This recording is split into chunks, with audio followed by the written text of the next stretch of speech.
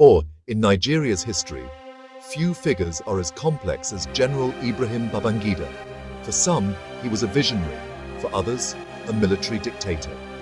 Born in Minna in 1941, Babangida's early years shaped his path to power. From humble beginnings, he rose to become a soldier, a general, and a president, leaving a lasting mark on Nigeria.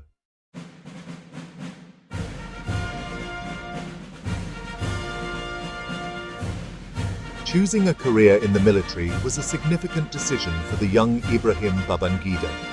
He enlisted in the Nigerian army on December 10, 1962. This was just 2 years after Nigeria gained its independence from Britain. The Nigerian military was a young and prestigious institution at the time, tasked with defending the sovereignty of the new nation. For Babangida and his peers, it was a noble calling. He began his officer cadet training at the Nigerian Military Training College in Kaduna. His performance was impressive, marking him as a promising young officer from the very start of his military journey. Babangida's training was not limited to Nigeria. Like many of the best cadets of his generation, he was sent abroad for further studies. He attended the Indian Military Academy, where he was commissioned as a second lieutenant on September 26, 1963. This international exposure was vital. It provided him with advanced military skills and a broader worldview. He learned alongside officers from different countries, gaining insights into global military strategies and doctrines. This experience helped him develop the sophisticated and strategic thinking that would become his hallmark in later years as he navigated Nigeria's complex political landscape.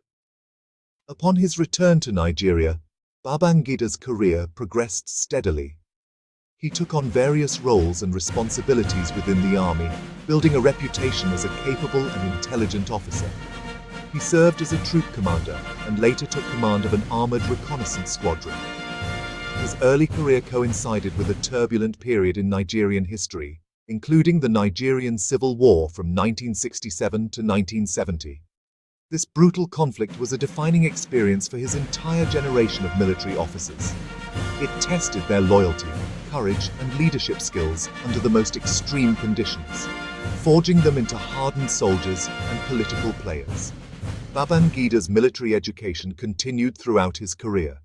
He attended more courses, including the Royal Armoured Centre in the United Kingdom and the United States Army Armour School. Each course added to his expertise, particularly in armoured warfare, which became his specialty. He was not just a soldier, he was a military intellectual. His deep understanding of military strategy and tactics earned him the respect of his colleagues and superiors. This solid foundation in military arts, combined with a natural talent for politics, paved the way for his rise through the ranks and his eventual entry into the realm of national governance.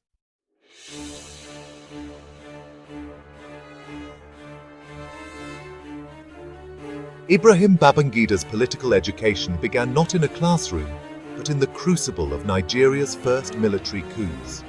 He was a young officer, a captain, when the country's democratic government was overthrown in January 1966. This event shattered the nation's political innocence and set a dangerous precedent.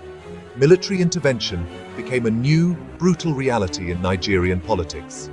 For Babangida and his fellow officers, it was a live-fire lesson in how power could be seized. He watched from the sidelines as senior officers dismantled the civilian structure, learning valuable lessons about the mechanics of a military takeover, the importance of alliances, and the swiftness required for success.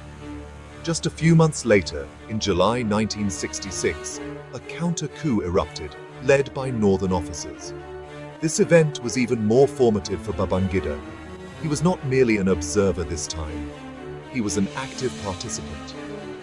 Alongside other northern officers like Murtala Muhammad and Theophilus Danjuma, Babangida played a role in the events that led to the overthrow of General Aguiyi Ironsi's regime. This experience was his true baptism by fire in the world of military politics. He learned firsthand about the ethnic and regional tensions that simmered just beneath the surface of the Nigerian military and the nation itself, a lesson that would deeply influence his future political calculations and strategies. His involvement in the July 1966 counter-coup solidified his position within a powerful clique of northern officers. These connections became his political bedrock. He was now part of an influential network that would dominate the military and, by extension, the country for decades. The group included future heads of state and key power brokers. Babangida proved himself to be a reliable and strategic ally, earning the trust of his seniors. He understood that in the high-stakes game of military politics, loyalty and strategic positioning were just as important as battlefield competence. His early participation in these coups marked him as a man to watch. The Nigerian Civil War, which followed these tumultuous coups, further honed Babangida's skills. As a field commander, he demonstrated bravery and tactical acumen. But the war also reinforced the military's central role in holding the country together. For officers like Babangida, the lesson was clear. The military was not just the defender of the nation, but its ultimate arbiter. This belief would justify future military interventions in their eyes. The experience of the coups and the civil war transformed Babangida from a simple soldier into a political military operator, an apprentice who had mastered the art of seizing power from his seniors. By the mid-1970s, Ibrahim Babangida was no longer an apprentice. He was a master strategist of military coups.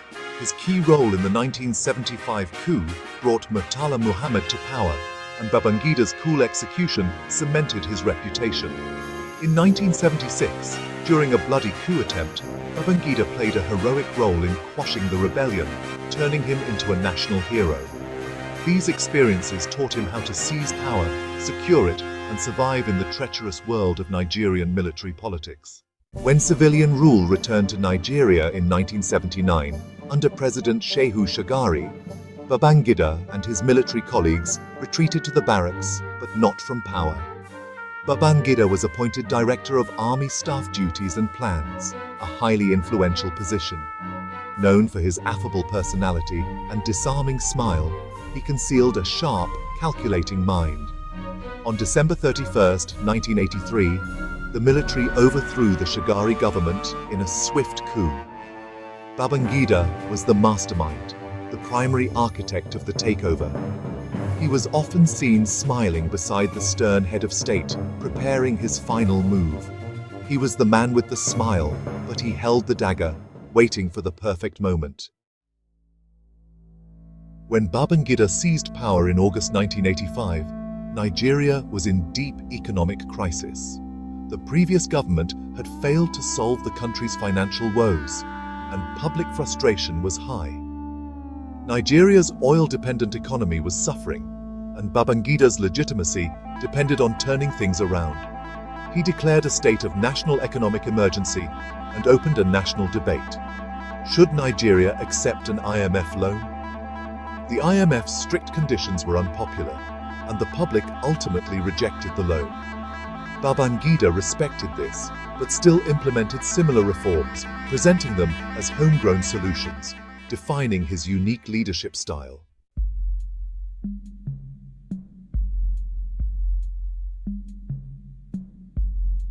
With the IMF loan rejected, Babangida launched the Structural Adjustment Program, SAP, in 1986, his bold attempt to overhaul Nigeria's economy. SAP aimed to reduce oil dependence, promote private enterprise, and shift from a state-controlled to a market-driven economy. Key policies included devaluing the naira, privatizing state companies, and removing subsidies on essentials. The naira's value plummeted, making imports expensive and eroding citizens' purchasing power. Privatization was meant to boost efficiency, but critics argued assets were sold cheaply to regime insiders. SAP's supporters claim it modernized the economy and spurred entrepreneurship. But for most Nigerians, SAP meant hardship, rising prices, declining living standards, and a shrinking middle class. The program deepened inequality and fueled resentment against Babangida's rule. SAP remains one of Nigeria's most controversial policies, symbolizing both ambition and suffering. Its legacy is a nation divided over whether the pain was worth the promise. For millions, SAP is remembered as a bitter chapter of economic struggle. The fallout would haunt Babangida's government for years to come.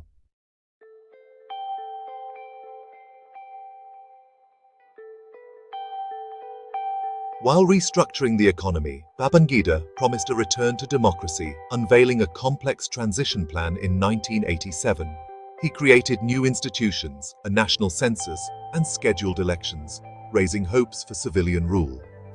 But Babangida constantly changed the rules, banning, unbanning, and disqualifying politicians and shifting election dates.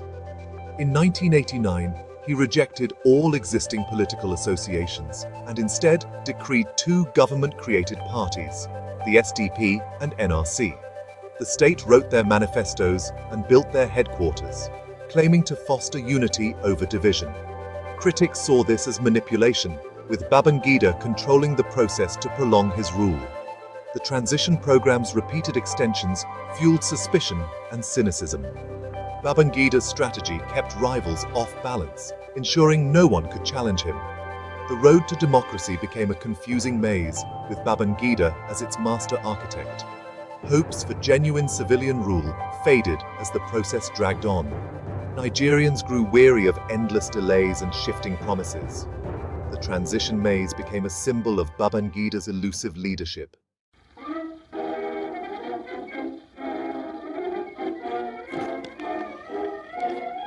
Babangida's most visible legacy was moving Nigeria's capital from Lagos to Abuja in 1991.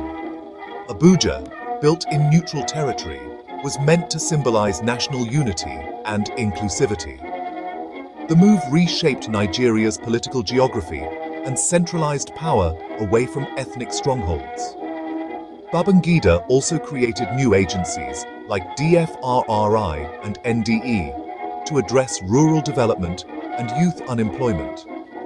He established new states, first Akwa Ibom and Katsina, then 9 more, bringing the total to 30. Supporters saw this as bringing government closer to the people. Critics argued it fragmented power and increased dependence on the federal center. These reforms reflected Babangida's ambition to remake Nigeria's institutions. But they also served to consolidate his control and manage political rivalries. Abuja and the new states remain enduring symbols of his era.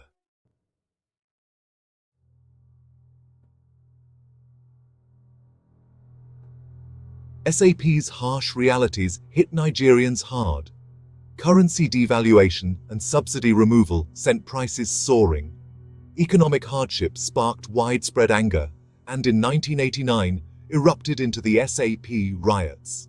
Students, workers, and market women protested in cities nationwide, targeting government symbols. The regime responded with force, deploying security, shutting universities, and cracking down on dissent. Relief measures were introduced, but most saw them as too little, too late. The riots shattered Babangida's image as a popular leader and exposed deep public resentment. Economic crisis became a source of social and political unrest. The SAP riots marked a turning point, hardening opposition to the regime. Trust between government and people was broken. The blowback from SAP would define the rest of Babangida's presidency.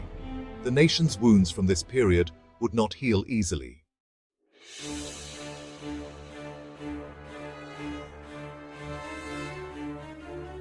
In April 1990, Babangida's regime faced a violent coup attempt led by Major Gideon Orka. The plotters seized key sites in Lagos and broadcast their grievances, even calling for the excision of 5 northern states. Fierce fighting ensued. Babangida narrowly escaped assassination. Loyal officers, led by General Sani Abacha, crushed the rebellion. The aftermath was brutal. Hundreds arrested, swift secret trials, and mass executions. The coup exposed deep ethnic and regional divisions within Nigeria and the military. Babangida's government became more paranoid and security-focused. Power was further consolidated among trusted insiders.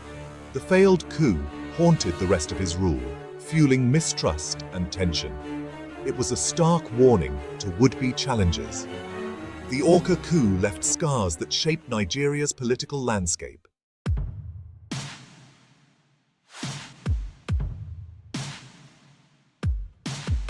Babangida's early repeal of Buhari's Decree 4 won him praise from the press, ushering in a brief era of openness. But as criticism of his policies grew, the regime's tolerance faded. The government rewarded loyal media and harassed critics, raiding offices, prescribing publications, and intimidating journalists. New decrees, like Decree 2, allowed indefinite detention without trial, targeting journalists and activists. The 1986 letter bomb killing of Newswatch editor Dele Giwa sent shockwaves through the media.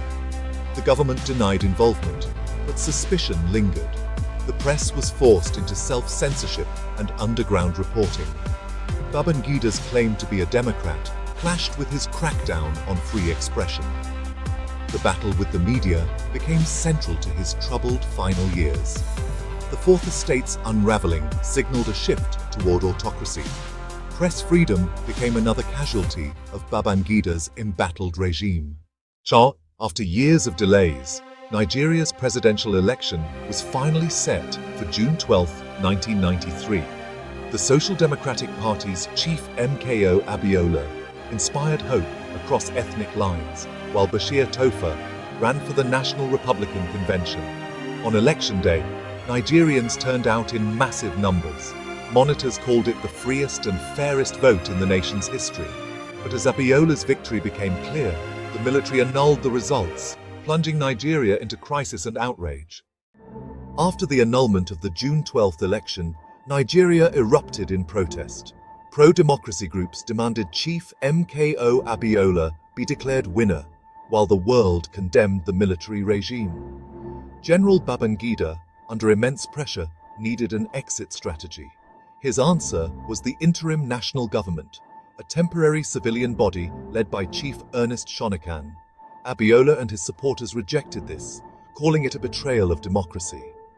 The nation remained deeply divided, and the transition was fragile and uncertain. On August 26, 1993, General Babangida announced he was stepping aside as president, ending his 8-year rule. Ernest Shonekan, a civilian, took over, but Babangida left General Sani Abacha in a powerful position. The new government was weak, lacking legitimacy and control over the military. Abacha waited in the wings, and Babangida's last move set the stage for another military takeover. The interim national government was doomed from the start. For 82 days, Chief Ernest Shonekan struggled to govern a country that refused to recognize his authority. In November 1993, a Lagos High Court declared the government illegal, stripping it of all legitimacy. This gave General Sani Abacha the perfect pretext. He seized power in a swift, bloodless coup. Abacha dissolved democratic institutions, ending the Babangida era and plunging Nigeria into a darker military dictatorship. Ibrahim Babangida's legacy is a landscape of contradictions. Supporters call him the architect of modern Nigeria, crediting his bold economic reforms and the move of the capital to Abuja as monumental achievements. The creation of new states and local governments brought governance closer to the people, while his policies laid the groundwork for today's private sector-led economy. Many features of contemporary Nigeria, both good and bad, trace back to Babangida's ambitious reforms. For many, Babangida's rule is remembered for institutionalizing corruption and deepening political cynicism. His economic policies devastated the middle class and increased poverty, while a connected elite thrived. The political transition was seen as a deception designed to prolong his power. The annulment of the June 12, 1993 election stands as the ultimate indictment of his rule. For critics, Babangida's legacy is one of broken promises and a deep wound in Nigeria's democracy.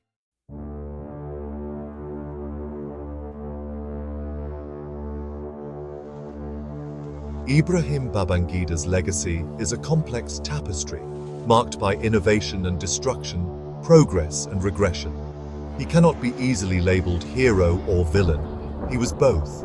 His rule fundamentally altered Nigeria's economic and political path, ushering in market capitalism and modern banking, but also deepening corruption and political scars. The annulment of the June 12th election remains his defining act, a breach of trust that overshadows all else. Babangida's story is a Nigerian tragedy, his influence undeniable, his legacy forever contested.